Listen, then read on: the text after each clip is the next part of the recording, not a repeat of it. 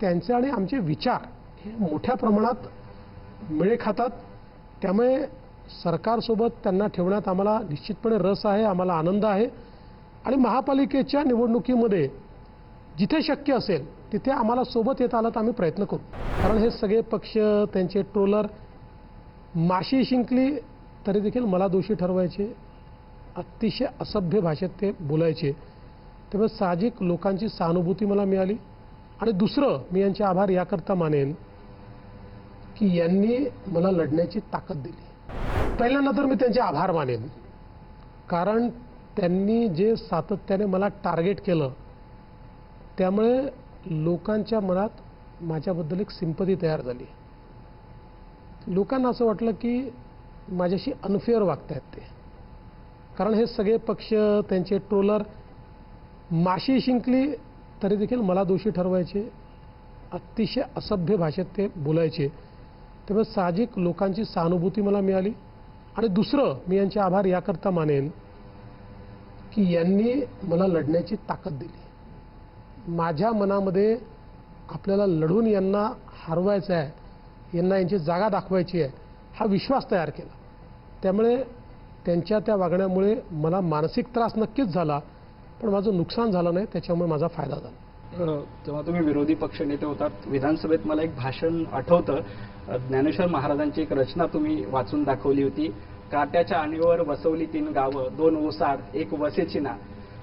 खरं तर आता महायुतीमध्ये सुद्धा आता 3 पक्ष आहेत, 3 पक्षांना तुम्हाला सोबत घेऊन जायचं आहे, तर ही कसरत आता तुम्ही कशी करणार आहात? मला असं वाटतं की गेल्या 2.5 वर्षात आम्ही हे दाखवून दिलं की 3 पक्ष एकत्रित काम करू शकतात आणि वेगाने काम करू शकतात।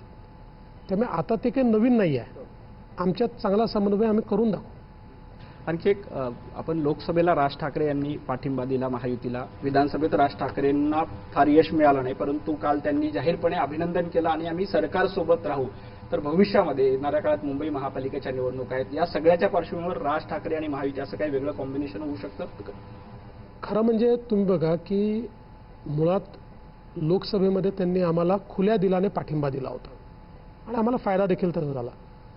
विधानसभेमध्ये आमचे हे लक्षात आलं की त्यांच्यासमोर प्रश्न आहे की त्यांचा पक्ष आहे महाराष्ट्रामध्ये आणि त्यांच्या लोकांनी जर निवडणुकाच लढल्या नाहीत तर तो पक्ष चालेल कसा, आणि आमच्याकडे त्यांना देण्याकरता जागा नव्हत्या, आम्ही 3 पक्ष होतो। ती वस्तुस्थिती समजून त्यांनी विरोधात लढण्याचा त्या ठिकाणी निर्णय केला। इतका मोठ्या प्रवाहाच्या विरोधात ते लढले, पण त्यांना मतं चांगले मिळाले आहेत।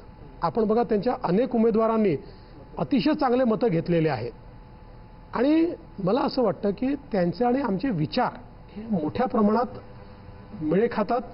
त्यामुळे सरकारसोबत त्यांना ठेवण्यात आम्हाला निश्चितपणे रस आहे, आम्हाला आनंद आहे आणि महापालिकेच्या निवडणुकीमध्ये जिथे शक्य असेल तिथे आम्हाला सोबत येता आलं तर आम्ही प्रयत्न करू।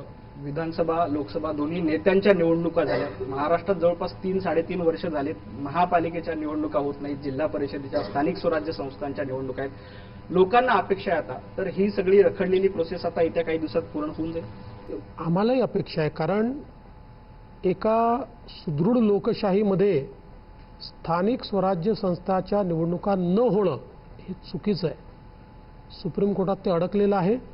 आमचा पूर्ण प्रयत्न असेल, मी तर कालच आमच्या सरकारच्या वकिलांशी बोललो की तुम्ही अर्ली हिअरिंगचा अर्ज करा आणि कोर्टाला विनंती करा की या संदर्भातला जो काही स्टे आहे तो स्टे आपण हटवा, आणि आमचा प्रयत्न असेल लवकरात लवकर या निवडणुका झाल्या पाहिजे।